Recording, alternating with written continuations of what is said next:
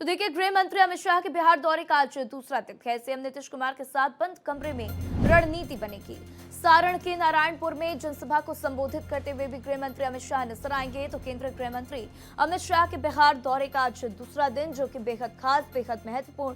देखना होगा कि सीएम नीतीश कुमार के साथ क्या कुछ चर्चा होती है। तो देखिए, कल शाम पटना पहुंचने पर बीजेपी नेताओं ने इनका जोरदार स्वागत किया था। खबर है कि अमित शाह देर रात अलग अलग नेताओं के साथ बैठक कर हालात की समीक्षा करते हुए नजर आए, लेकिन सबकी नजर आज नीतीश कुमार के साथ होने वाली उनकी बैठक पर है, जहां बंद कमरे में एनडीए के दो दिग्गज राज्य में जीत की रणनीति तैयार करते हुए नजर आएंगे। बैठकों के बाद गृह मंत्री अमित शाह सारण जिले के नारायणपुर में जनसभा को संबोधित भी करेंगे। तो साथ ही सीट बंटवारे को लेकर जारी खींचतान के बीच कार्यकर्ताओं में नई ऊर्जा भरते हुए भी दिखाई देंगे।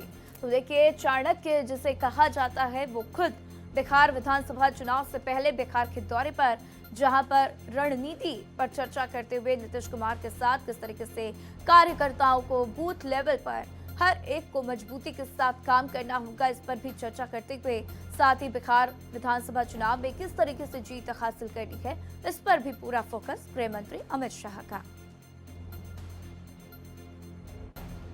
सरकार के यशस्वी गृह मंत्री और भारतीय जनता पार्टी के पूर्व राष्ट्रीय अध्यक्ष जी लगातार आज करीब हमें लगता है कि 3-4 घंटे बैठक चली है और कितने उम्मीदवार ने नामांकन कर दिए और अलग अलग जगह का उन्होंने रिपोर्ट लिया, समीक्षा किया और आगे का रणनीति हमारा जो है नामांकन के बाद चुनाव प्रचार का, उस पर भी पूरा जो है चर्चा हुआ।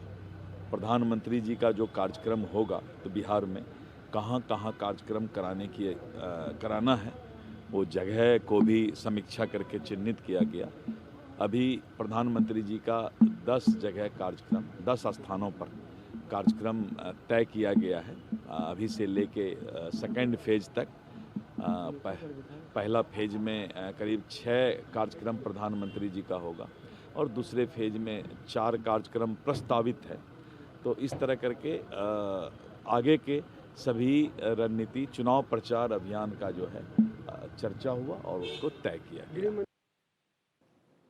और देखिए, इस मौके पर मुख्यमंत्री नीतीश कुमार पद को लेकर बीजेपी प्रदेश अध्यक्ष ने क्या कुछ कहा है, आइए आपको सुनाते हैं।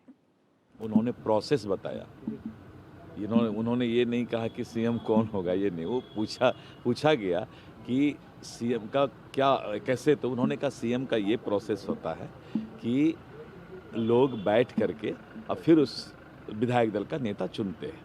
लेकिन उन्होंने ये भी स्पष्ट तौर पर कहा कि नीतीश जी के नेतृत्व में हम चुनाव लड़ रहे हैं और आज तक जब ये सवाल किया गया उनसे कि ज़्यादा अगर एमएलए आपका आता है तब आप क्या करेंगे, तब उन्होंने स्पष्ट किया कि पिछले बार भी, अभी भी हमारा ज़्यादा एमएलए है, लेकिन हमारे नीतीश जी ही नेता हैं।